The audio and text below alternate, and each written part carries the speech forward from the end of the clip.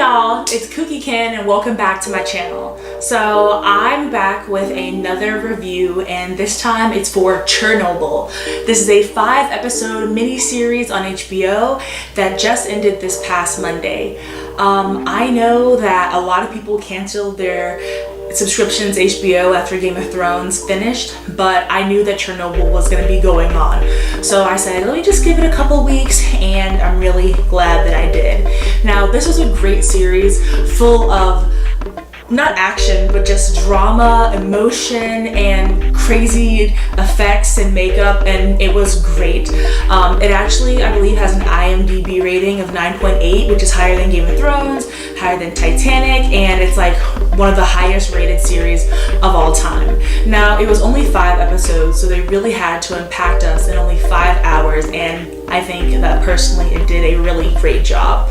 So basically Chernobyl is all about the Chernobyl nuclear reactor blowing up that happened in, I believe, 1986. A lot of people died and had really bad like birth defects because of it, diseases, and like a lot of people died. However, the Soviet Union never officially wanted to recognize that. The last thing, like at the end credits, they were like just saying some facts about the event. The total death count of the Chernobyl meltdown is only 31 officially, and the numbers have never been updated. And something that you see throughout the series is that the Soviet Union was so caught up in looking a certain way that there were so many lies about everything that happened. So the first 2 episodes basically explain the explosion, and then the 3rd episode was the cleanup, and then the 4th and 5th episode was kind of trying to find a solution for this not to happen again, and then the trial that happened. So whenever you first start this series, it's basically just the explosion. So there's a bunch of scientists in their nuclear lab, and the boss, Dyatlov, he's being a total asshole, and he's just ordering people to do stuff, and you hear this explosion. He's like, what did you do wrong? What did you do wrong? And one thing that they keep repeating is, we follow everything right. We follow the instructions. We follow the instructions. So people did what they were told to do in the Chernobyl experiment, but it was not good, like, at all. Like, they did not have correct instructions, or there was just a bunch of information being withheld. So basically, it's very evident to everyone that the reactor core exploded. Like, the top came off the reactor, the roof is blown out, there's pieces of radioactive graphite all over the ground, but Dyatlov does not want to take that as an answer. So there's just like men going out exposing themselves to huge amounts of radiation just because he doesn't want to believe them. So right off the bat, I did not like this guy. You kind of see people like, they go and look at the reactor, they're standing right over it, having that direct exposure to radiation, and then 20 minutes later, their skin's falling off. It was crazy. And the makeup and the effects were really, really good. Then you had the firemen coming in. This guy just picks up what looks like a big rock that's like, obviously like hot to the touch. It just blew up. But then he takes off his glove, and his skin is falling off, and he has like exposed muscle and bone, like from the contact through the glove. So that just kind of shows you how bad the radiation was. Like, this entire area was super just like full of radiation. And basically people didn't think it was that big of a deal at first. They were like, oh, not that many people are coming into the hospital, but then all of a sudden you see all these firemen come, their like skin is just like starting to come off and stuff, and then they have to take their clothes, the nurses take their clothes down to the bottom of the hospital, and people are starting to see that it's a pretty big deal. And there's one firefighter that the story follows. His name is Vasily Ignachenko, and he was a firefighter, and his wife, she was his wife or whatever. Anyway, his wife goes to visit him. It turns out she's pregnant, and she lets him, like, they're not supposed to have any contact, but he puts his hand on her stomach, and then later on in the series, whenever she has a baby, it only lives for 4 hours because the baby absorbed all the radiation that she had been taking in, and if the baby had not absorbed the radiation, she would have died.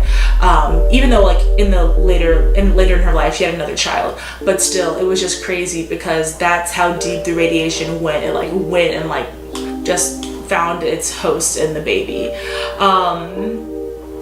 yeah, all around after the explosion, firefighters were throwing up, and they were trying to tell themselves that the reactor didn't blow up because they were looking at their little like Geiger meter, little radiation meter, and it said, oh, it only goes up to 360. You know, I can't remember the unit, and I know it's like, I heard it so many times, but it only went up to 360. But then that was just the max that low level counter went up to. Whenever they brought the military grade radiation counter, it went up to 15,000. So they had this meeting where all of these politicians were like, 360, that isn't, or no, 3.6, it wasn't 360, it was 3.6. That's like what, 4 x-rays? That's no big deal. And then this other guy comes out. He's played by Mad-Eye Moody in Harry Potter. What's his name? His name is Jared Harris. He was amazing. He played Valery Legazov, and he was this basically like really renowned nuclear scientist at some Russian like university or something. But basically he was telling them, look, this is really serious. Even 3.6 it's a large number. You need to evacuate the town. And now it's 15,000. Like, do you see what's going on? Like, this is so bad. But of course politicians are like, oh, we need to like just brush this over. You know, we're not really worried about all of that. And it really just goes to show how people are infecting, you know, they're making decisions about things they don't even understand. So if there hadn't been enough scientists there to advocate for that, they probably would have had a much worse outcome of the Chernobyl reaction. So yeah, people just really didn't think it was a big deal until people started to die. So we have one scientist, her name is Ilana Homyuk. So basically one thing about Chernobyl is that it wasn't just the initial reaction and like the explosion that released all the radiation. Also, they used a mixture of boron and sand to put out the fire because the temperature was so hot that you couldn't use water to put out the fire. It would instantly vaporize. So they were using boron and sand, but then the boron and sand was turning into lava, and it was melting its way through the concrete reactor bed, and it was going to blow up some like water tanks and spread this radiation all over Europe. But she was able to get down there, and they had divers go down to release the pressure from the tanks, and everything was good. But she was really focused on the cause of the reaction and the explosion. So she was interviewing all these people who were there like inside of the facility whenever it blew up, and then a week later they were all dead. So it just goes to show how bad the radiation poisoning was. A lot of people died very soon after, unless they were taking like the pills, like the iodine pills, so that your thyroid doesn't absorb all of the radioactive iodine. And it was just crazy. And you could just see their skin. It was like, oh, they look like vampires. It was like super pale, blotchy. It's like the veins, but it also looked like blueberry pie filling. It was weird. I don't even know how to describe it, but it looked like their skin was literally melting off. And it was just so sad because these are people who are just doing their jobs, responding to fight these fires, and now they're dying. Anyway, so now there's all this radiation everywhere. The fires kind of put out, and we stopped the water tanks from blowing up, but we still need to contain this area. So they bring in basically moon rovers, like Soviet moon rovers, to try to clear graphite debris from the area. However, whenever the robot gets close to the radioactive material, it fries all the motherboards and the circuits. So they have to use manpower to move these huge rocks of graphite, and each worker only has 90 seconds. So the radiation level is so high that if you stay there for more than 90 seconds, you're probably gonna like die very soon after, or you're gonna become infertile or something like that. So they had people just going in there and using 90 seconds and shoveling the graphite. And then you saw this one guy who like fell in the water. He dropped a boulder on his foot, and it was like crushed, and it went through his boot. And it didn't show him dying, but it was just like, wow, that guy's dead, because he just had this radioactive material like crush his foot, and his like protective clothing was nicked, and it's like in his blood now. He's dead. And it was just like, wow, there was a huge amount of human loss from this event, because machines couldn't do it. It was because it was so radioactive. They also had miners whenever they had to go down there, and I think they had to dig under it. So it was because of the tank situation. They had to dig. Like, they were just a bunch of Russian naked men because it was so hot and they couldn't have fans. They just had naked men out there mining and stuff, and a lot of those people died too. So it was just like, wow, these people literally had no choice. And you know, they'd be like, oh, you're getting a bonus of 700 rubles. I'm gonna look up how much 700 rubles is. But they're like, yeah, this is your bonus. You know, and then in the back of their mind, all the officials, oh my God, that's $10. Oh my God, they got $10 to basically die. I mean, but obviously they needed the human power, the manpower, in order to clean up the mess, but it was just crazy. So basically, first off, Comrade Homyuk, so at the very end of the show, you find out that she wasn't even a real person, and I was so upset by that because she was a strong woman. She was so badass, and she was like standing up to officials, and she was a scientist, and I was like, wow. I mean, in my mind before I watched this, I thought Chernobyl was in like the 40s or something. It was in the 80s, and so I guess it was a little bit more progressive, but I was like, it's in the Soviet Union, she's a woman. Like, I didn't even think they would give her this position of power, but the creators of the docuseries literally made up a whole character to represent, I guess, the workers and everything who helped to clear the debris of Chernobyl. And I'm glad they made it a woman, but it also just goes to show you how women weren't really in those spaces, except when they were like secretaries or like the typewriters or whatever for the case. And I don't know, I felt some kind of way about that. Tell me if you guys, what do you guys think about that? So I'm glad that they picked a woman, but I was like, this is sus. She's not even a real person. But anyway, she was a person who basically put in a lot of this action to motion. And she just saw that things weren't being done. So she took it upon herself to research. She went and interviewed everyone before they died. And she realized that they did try to stop the reaction by pressing AZ5.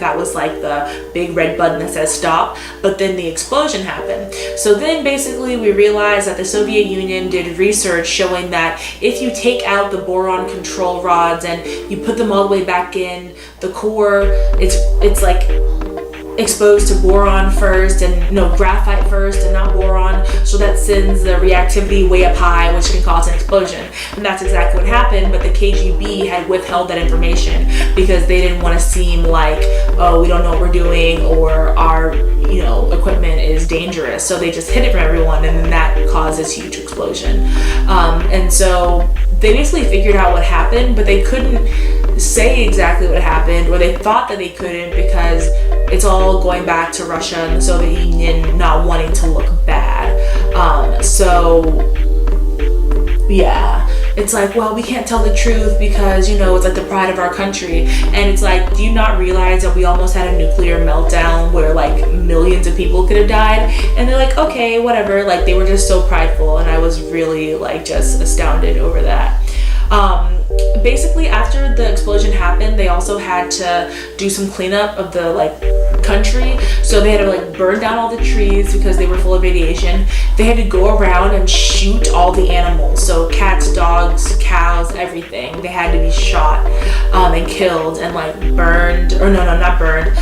They buried them and they poured concrete over them. And you just saw them like, there was like this one scene where there was like a mother dog who had just given birth to like puppies. They had to kill the puppies, and it was just like so sad. And it just showed like everything they had to do, and they had to like turn over soil, and they had to do so many things so that the surrounding area wouldn't continue to be irradiated, even though it's still not safe to go there. But still, it just shows you everything they kind of had to do. And after they realized like what was causing, or like what caused the explosion, like Comrade Homyuk, she had like all these notebooks. She's like, look, she was talking to Legazov. Legazov was like the main dude, kind of. He was like the main, like he followed his story a lot, and the onus was on him because he was the one who was like the first person on the council, and everyone like respected his opinion. And Homyuk was like, look, you need to force the Soviet Union to fix this stuff, because there was already like 7 other RBMK reactors in Russia that they needed to fix, but they were refusing to admit their mistake. So during the trial, everyone goes up there, then they're all like just looking at him, and he pretty much like says it. He was like, look, yes, it was mainly because of user error, but they did everything they thought was right because they hadn't been given the proper information. And the KGB was like, look, we're not going to kill you because like you're really a respected scientist, but no one's ever going to see that testimony because, you know, even though you were right, you know, people don't need to be hearing that because that's going to make us look bad. So it was really messed up because you think that in the end all they would want is the truth so they could fix all of this, but it was like, no, we need to protect the pride of the Soviet Union. And I thought that was crazy. But then apparently a couple of years after the trial he killed himself, and then they started to look at the work more seriously, and that's when they fixed the other RBMK reactors. There were a couple of other things that they said during the trial. So basically a big part of the explosion was user error, but they were doing a safety test and the test had always failed in the past. So I guess the main guy, Dyatlov, he was just concerned about getting a test. So they had a shift change. So the people that came in to run the test didn't even know what they were supposed to be doing. And then they got instructions, and most of the instructions were crossed out, so they didn't even know really what to do. And then people, like the other parts of the crew in the facility, hadn't been notified there was going to be a test. So everything was just off. And then the reactor, they were supposed to be testing it at 1700. I forget the unit, 1700, that's like the power level, when it's originally at like 3300, so it's supposed to be at half power, but then it was like at 600, and they're like, okay, let's just test, like 300, and they're like, okay, let's just test it. But if you're a person of science, you know that if the conditions are not what they need to be, then that test won't even make sense, it won't be counted, the data is literally useless. So he was just trying to rush and do something that he really didn't need to do because the conditions were not even met for the test to be successful. And one crazy thing they said is that the nuclear reactor was only built to handle like a 3300 level power, like 3300 power level, and at the end, right before the explosion, it was above 33,000. So that just shows how big of a reaction happened and how dangerous it was. And it's just so crazy because literally like there were people just sitting there, and you know, part of the building had like blown up, but the other part was just like they thought they were fine. And I don't know, I guess the way that they depicted it, I always thought in a nuclear explosion it'd be like the big mushroom cloud thing, and then you feel like that shock wave, and like, you know, like everyone would know, oh man, there's radiation. But people were really just going on like it was a normal day. And they said that whenever they were evacuating people, there's this one scene where they just had like 50 buses just like leaving all at one time out of the city, and then people said they thought it was going to be a temporary evacuation, like they could come back for their stuff, but it's like no, like people from the beginning weren't even really told what was going on. So people were being born with birth defects, people were just dying out of nowhere, getting much like increased levels of cancer and stuff, and they didn't even really know what it was. And so it really was the scientists like Homuke, even though she wasn't a real person, that figured out that something's wrong. Because there's one scene where I guess they had a little like Geiger counter going, and it was like 300 milliwatts. Like that was the amount. I know that's a form of energy, but it's like that's the amount of radiation, and they were 300 plus kilometers from Chernobyl. So that just goes to show how much the wind spread the radiation and just how far spread it was. So even though it occurred near Pripyat, like, you know, the Chernobyl reactor, that's where it exploded, the entire country, I think they said 2,500 square miles of like what used to be the Soviet Union, like Russia and Ukraine and Belarus are no longer habitable. Also, I kept saying Russia, but I'm pretty sure Chernobyl was in Ukraine. Guys, I'm an ignorant American, so please do not even listen to what I'm saying. Yeah, it said Pripyat, Ukrainian SSR, Soviet Union. So the Soviet Union, I guess most of that dissolved into, Ukraine, Belarus, Russia. But, I'm just so used to saying Russia with everything that's going on now. But yeah, April 26, 1986, that was the Chernobyl disaster. So, it was crazy. I really, really enjoyed it. I liked how short and sweet it was, and it didn't feel like I was really left wanting for more because they covered like a 4-year period in 5 episodes, and I think that they got most of the main points. Not that I'm a historian or very knowledgeable about this topic before, so I learned a lot. The actors were amazing, the sets were amazing, the music was great, and I was really looking forward to watching the next couple of episodes. So that was my review of Chernobyl. What do you guys think? If you watched this episode, comment below. I really want to hear what you guys thought. And if you have anything you'd like for me to review, please also let me know. Don't forget to subscribe.